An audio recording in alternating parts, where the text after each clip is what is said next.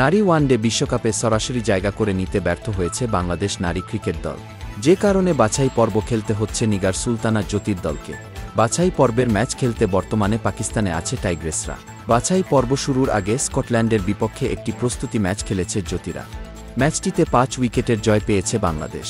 এদিন আগে ব্যাট করা স্কটল্যান্ড ২৫১ রান সংগ্রহ করে। জবাবে শোভহানা মোস্তারির অর্ধশতকে ভর করে ৫১ বল এবং ৫ উইকেট হাতে রেখেই জয় পায় টাইগ্রেসরা। লাহোর সিটি কমপ্লেক্স মাঠে ব্যাট করতে নেমে স্কটল্যান্ডের ৩ ব্যাটার অর্ধশতক হাঁকান। সারাহ ব্রেইস ৫৮, ডার্সি কার্টার ৫৫ এবং ক্যাথেরিন ফ্রেজার ৫২ রান করেন। এর পাশাপাশি ক্যাথেরিন ব্রেইস খেলেন ৩১ রানের ইনিংস।